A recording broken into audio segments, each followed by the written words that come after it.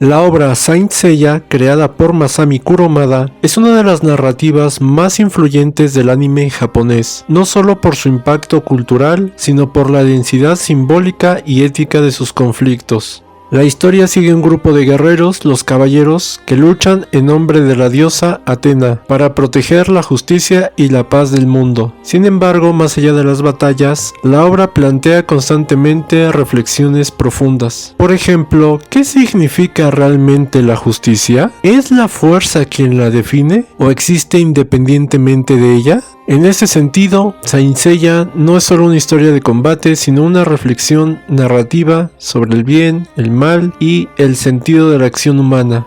Uno de los momentos más significativos en este plano filosófico ocurre durante el enfrentamiento entre Máscara de la Muerte y Doko de Libra. Máscara de la Muerte, fiel servidor del santuario corrompido, defiende la idea de que la justicia depende del poder. Si una causa triunfa, será considerada justa por la historia. Doko, en contraste, rechaza tajantemente esta postura y afirma que la injusticia no se convierte en justicia por el hecho de imponerse. Este intercambio no es un simple choque de personajes, sino una confrontación de dos concepciones filosóficas radicalmente opuestas: el relativismo moral frente al realismo moral.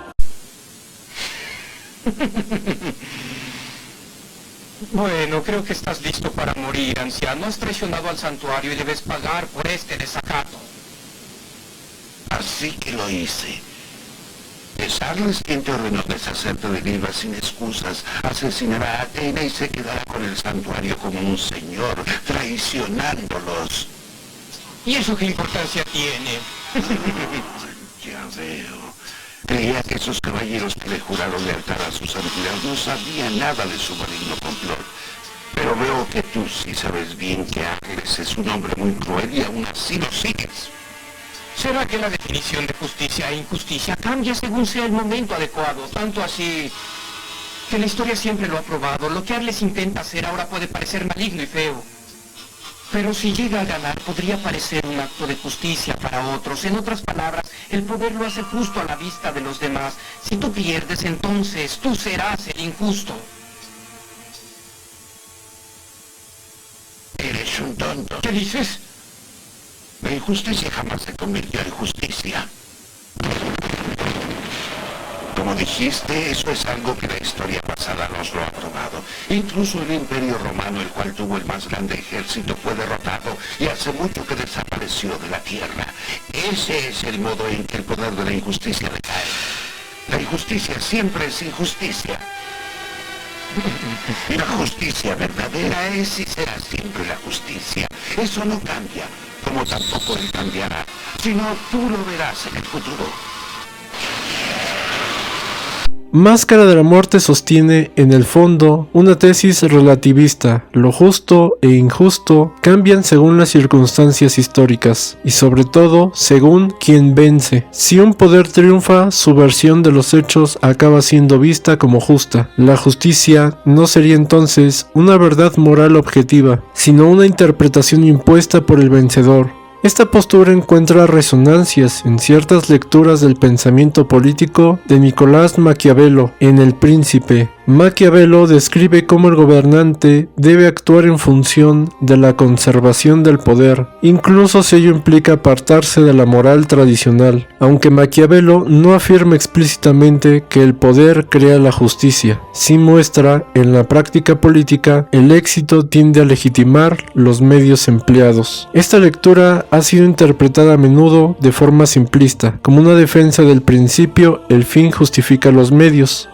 Sin embargo, la postura de Doko se sitúa en un plano completamente distinto. Él afirma que la justicia no depende del resultado ni del poder. Esta idea se alinea con la tradición del realismo moral y encuentra una formulación especialmente rigurosa en Immanuel Kant. Para Kant, la moral no puede depender de las consecuencias, sino de los principios universales. Su formulación del imperativo categórico, actuar de tal manera que la acción pueda erigirse en ley universal y tratar siempre a la persona como un fin en sí mismo, establece un límite absoluto al poder. Bajo esta perspectiva, ningún triunfo puede convertir en justo aquello que viola la dignidad humana. La pregunta central que emerge de este diálogo es por tanto decisiva. ¿Puede ser algo justo solo porque triunfa? Si respondemos afirmativamente, entonces la justicia deja de ser un criterio para juzgar el poder y se convierte en un producto del mismo. En este caso, no existiría un estándar moral independiente desde el cual condenar la opresión, la violencia o la injusticia. Todo quedaría reducido a una lógica de imposición. Quien vence tiene razón, pero esta conclusión resulta profundamente problemática, pues se elimina la posibilidad misma de la crítica moral.